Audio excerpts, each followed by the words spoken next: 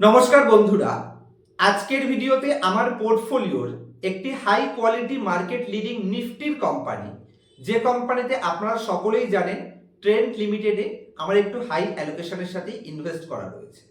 তো আজকে company 6 rupees dividend মানে অ্যাকচুয়ালি কোম্পানি তাদের লেটেস্ট রেজাল্ট অ্যানাউন্স করেছে, যেই রেজাল্টে company 6 rupees per share dividend yield announce করেছে এবং তার সাথে 1:2 মানে প্রত্যেক দুটো শেয়ারের উপর কোম্পানি একটা শেয়ার বোনাসও অ্যানাউন্সমেন্ট করেছে। এবং কোম্পানির রেজাল্ট অ্যানাউন্সের পরে আজকে কোম্পানি 4% নেগেটিভে ক্লোজিং দিয়েছে। তো আজকে আমরা সেই ভিউটাই নেওয়ার চেষ্টা করব যে কোম্পানির এই 6 রুপিস ডিভিডেন্ড এবং তার সাথে কোম্পানির লেটেস্ট রেজাল্ট এবং কোম্পানির 1:2 বোনাস এর মধ্যে কোথাও কোনো প্রবলেমের সিচুয়েশন আছে কিনা। কারণ আজকে কি কোম্পানিটা ওভারঅল মার্কেট নেগেটিভ সেন্টিমেন্টের জন্যই নেগেটিভে গেল, নাকি কোম্পানির মধ্যে কোনো স্ট্রাকচারাল চেঞ্জেস এসেছে, নাকি কোম্পানির ভ্যালুয়েশন ঠিক কোন পজিশনে রয়েছে, আমি এই কোম্পানির অ্যানালাইসিসও প্রেজেন্ট করব এবং এই কোম্পানির মেইন যে কম্পিটিটর তার কম্পিটিটরের সাথেও এই কোম্পানির ভ্যালু অ্যানালাইসিসের মাধ্যমে বোঝানোর চেষ্টা করব যে আজকের এই 4% ডাউন ট্রেন্ডকে আমাদের ঠিক কি ডিসিশন নেওয়া উচিত, বা এখানে কোনো ভ্যালু বাইং অপরচুনিটি এসেছে কিনা, অথবা পোর্টফোলিওতে যদি কারোর আগে কেনা থাকে হায়ার প্রাইসে, যেরকম আমারও হায়ার প্রাইসে কেনা আছে, তো এখন আমাদের ঠিক কি ডিসিশনে যাওয়া উচিত। তবে ভিডিও শুরুতেই স্পষ্ট বলে দিচ্ছি, যেহেতু এই কোম্পানি আমি আমার নিজের পোর্টফোলিওতে ওন করি, যে কারণে আমার দ্বারা কোনো মতেই আপনারা ডিসিশন নেবেন না, আপনারা নিজেরা অ্যানালাইসিস করবেন। তবে আমি আমার এক্সপিরিয়েন্স, এই 9 বছরের আমার এক্সপিরিয়েন্স এবং আমার মামার 27 বছরের এক্সপিরিয়েন্স, যার থেকে আমার মার্কেট শেখা, সেই সমস্ত অ্যানালাইসিস বা এক্সপিরিয়েন্স এবং নলেজের মাধ্যমে আপনাদের ডিসিশন মেকিংয়ে আমি কিছুটা হেল্প করার চেষ্টা করছি। আর যদি আপনারা চ্যানেলে নতুন থাকেন অবশ্যই চ্যানেলটিকে সাবস্ক্রাইব করে নেবেন। আর মান্থলি 119 টাকার মেম্বারশিপ যদি এখনো সাবস্ক্রিপশন না নিয়ে থাকেন চেক করতে পারেন, যেখানে মাসে 2টো করে এক্সক্লুসিভ ভিডিও পাবেন, আমার অ্যাক্টিভিটিস পাবেন এবং তার সাথে প্রত্যেক মাসে একটি করে লাইভের মাধ্যমে আপনার মনের ডাউটকে ওপেন প্ল্যাটফর্মে আমার সাথে ক্লিয়ার করার অপরচুনিটি পেতে পারেন, যেটার জন্য চ্যানেলের নিচে জয়েন বাটনটি প্রেস করে আপনারা মেম্বারশিপ জয়েন করতে পারেন মান্থলি মাত্র 119 টাকার বিনিময়ে। চলুন কোম্পানির লেটেস্ট রেজাল্ট আগে একবার বুঝি, তারপর কোম্পানির পেয়ার কম্পারিজনেও বোঝার চেষ্টা করব যে আদার্স পেয়ার গ্রুপের সাথে এই কোম্পানিটি কি পজিশনে হোল্ড করছে। তো আশা করছি আপনারা আমার স্ক্রিনটি দেখতে পাচ্ছেন। চলুন সবার প্রথমে যদি কোম্পানির লেটেস্ট রেজাল্টটাকে আমরা অ্যানালাইসিস করি যে কোম্পানির রেজাল্টে কোথাও কোনো প্রবলেম আছে কিনা। যেমন আজকেই কেউ আমাকে কোশ্চেন করেছে যে দাদা, যেহেতু কোম্পানি ডিসেম্বরে আর্নিং ছিল 5,345 কোটি, অ্যাকচুয়ালি সেলস ছিল 5,345 কোটি, যেহেতু এখানে কোম্পানির সেলস ডিক্রিজ হয়েছে সে কারণে শেয়ার প্রাইস কারেকশন হয়েছে কি, এটা সম্পূর্ণ ভুল অ্যানালাইসিস। আমরা যখন কোনো কোম্পানিকে অ্যানালাইসিস করব কখনোই কোয়ার্টার অন কোয়ার্টার অ্যানালাইসিস আমাদের পারফেক্ট ভিউ দিতে পারবে না, আমাদের সবসময় ইয়ার অন ইয়ার বেসিসে অ্যানালাইসিস করতে হবে। মানে প্রিভিয়াস ইয়ারে এই সেম মান্থে কোম্পানি যে রেজাল্ট পোস্ট করেছিল তখন কোম্পানির রেভিনিউ কিরকম ছিল এবং বর্তমান রেভিনিউ কিরকম আছে, আর সেই হিসেবে যদি আমরা কোম্পানিকে অ্যানালাইসিস করি তাহলে ইয়ার অন ইয়ার বেসিসে কোম্পানি তাদের রেজাল্ট এক্সপেকটেশনকে বিট করেছে। কারণ ম্যানেজমেন্ট টিমের গাইডেন্সও যদি আপনি দেখেন তাহলেও পারফেক্ট পজিশনে রয়েছে। অ্যানালিস্ট প্রেজেন্টেশন যদি আপনি দেখেন, যেখানে কোম্পানির এক্সপেকটেশন ছিল কোম্পানির রেভিনিউতে 5,000 কোটি, সেটা কোম্পানি 5,028 কোটি দেখিয়েছে। তো এটা কিন্তু যথেষ্ট পরিমাণে কোম্পানি পজিটিভ দেখিয়েছে এবং প্রিভিয়াস ইয়ারের তুলনায় যদি আপনি দেখেন তাহলে কোম্পানি এখান থেকে ইনক্রিজ করে দেখিয়েছে, এটা পজিটিভ সাইড। এবং যদি আমি কোম্পানির প্রফিটে আসি তাহলে কোম্পানির প্রফিট রয়েছে প্রিভিয়াস ইয়ারের সেম কোয়ার্টারে 312 কোটি, সেটাকে ইনক্রিজ করে কোম্পানি 413 কোটি প্রফিট দেখিয়েছে, এটা কিন্তু যথেষ্ট পরিমাণে পজিটিভ সাইড। আর আমরা যদি কোম্পানির ইয়ার অন ইয়ার বেসিসে প্রফিট অ্যান্ড লস স্টেটমেন্টেও দেখি তাহলে প্রিভিয়াস ইয়ারে কোম্পানির 17,135 কোটি রেভিনিউ ছিল, সেলস সেটাকে ইনক্রিজ করে কোম্পানি 20,074 কোটি রেভিনিউ অথবা সেলস দেখিয়েছে। আর এই রেভিনিউ গ্রোথ হিসেবে যদি আমি দেখি তাহলে 17% কোম্পানি সেলস গ্রোথ দেখিয়েছে, যদিও এটা অতীতের তুলনামূলকভাবে কোম্পানির সেলস কিছুটা ডিক্রিজ হয়েছে। এবং যদি আমি কোম্পানির প্রফিটেবিলিটিও দেখি তাহলে কোম্পানির profit growth 20% profit growth company দেখিয়েছে। এবার কোশ্চেন হলো, এই যে কোম্পানি আগের কিছু সময়তে এই হাই পরিমাণে প্রফিট গ্রোথ দেখিয়েছিল সেখান থেকে যে প্রফিট গ্রোথ রিডিউস হয়েছে, এখানে কি কোনো প্রবলেম রয়েছে? দেখুন, এখানে যদি আমরা কোম্পানির পিই এক্সপেনশন এবং পিই কন্ট্রাকশন পজিশনটা বুঝে নিই তাহলে আশা করছি একটা ক্লিয়ার ভিউতে পৌঁছাতে পারবো। আমি যদি এই কোম্পানির পিইটাকে দেখি, যে সময় কোম্পানি অতিরিক্ত হাই গ্রোথ দেখাচ্ছিল সে সময় কোম্পানি কিরকম পিই রেশিও ডিমান্ড করছিল।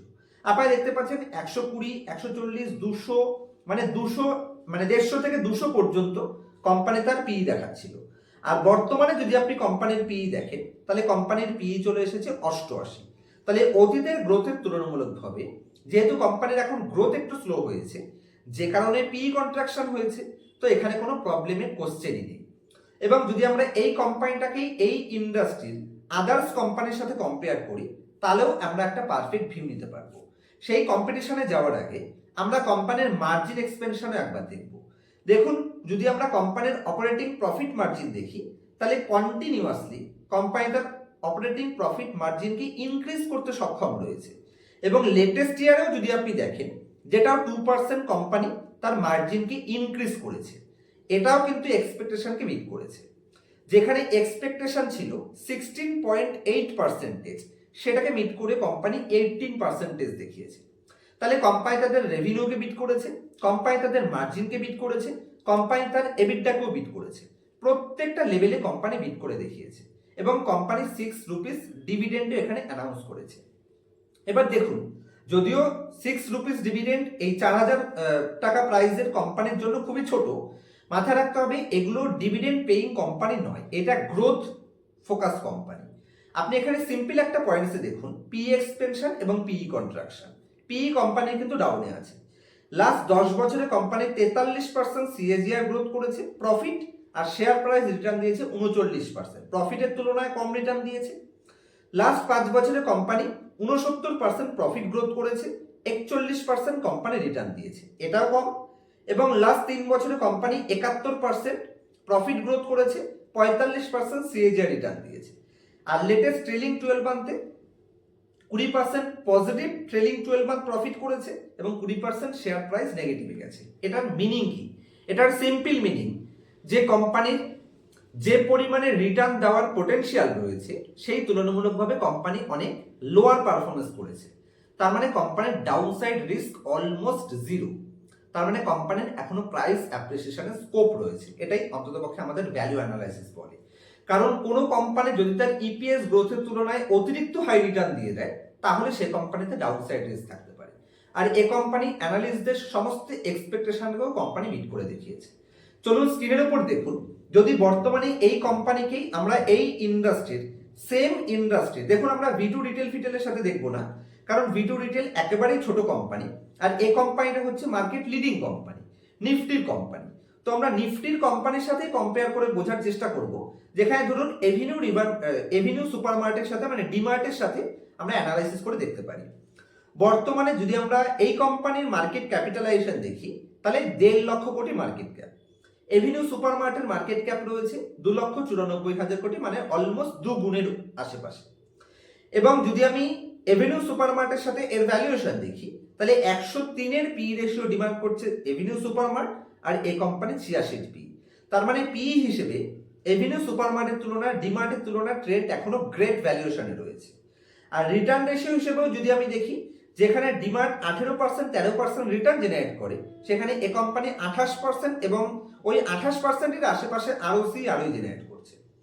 যদি আমি পিই/জি রেশিও হিসেবেও দেখি, মানে প্রাইস টু আর্নিং ভ্যালু, মানে যেটাকে আমরা বলে থাকি price two earning growth ratio, সেই হিসেবেও যদি আমি দেখি তাহলে যেখানে ডিমার্ট 5 টাইম পিইজি ডিমান্ড করছে, এক্সট্রিমলি হায়ার ভ্যালুয়েশনের সাইন দিচ্ছে, তার এগেইনস্টে যদি আমরা ট্রেন্ডকে দেখি তাহলে ট্রেন্ড মাত্র 1.2 টাইম পিইজি রেশিও ডিমান্ড করছে।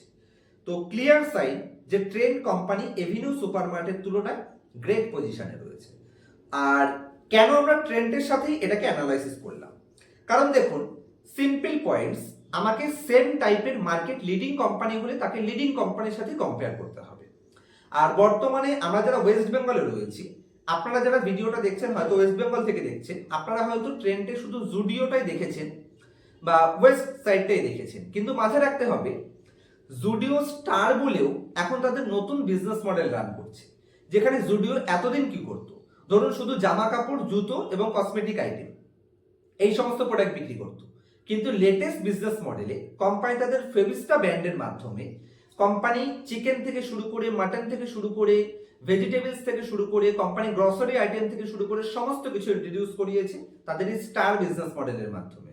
মানে ক্লিয়ার কাট বিশাল বড় মার্কেট এক্সপেনশন প্ল্যান করছে। এবং আমি প্রত্যেক মাসেই একবার করে তো মান্থলি মার্কেটিং এর জন্য ডিমার্ট ভিজিট করি এবং আমি ট্রেন্ডও ভিজিট করি। তো দুটো ভিজিট করেই আমি দেখেছি যে ট্রেন্ডের বিজনেস মডেল আমার আরো বেটার লাগে। তো সেই হিসেবে যদি ডিমার্টে এই লেভেলের এক্সপেনশন অপরচুনিটি থাকে তাহলে ট্রেন্ডেও অপরচুনিটি আছে এবং এক্সপেকটেশনকে কিন্তু কোম্পানি বিট করেও দেখাচ্ছে। 16.5% অ্যানালিস্ট প্রেজেন্টেশন ছিল, সেখান থেকে কোম্পানি 18% মার্জিন এক্সপেনশন দেখিয়েছে। তো এখানে পজিটিভ সাইন। আমি তো মনে করছি না যে কোম্পানিতে কোথাও কোনো প্রবলেম আছে।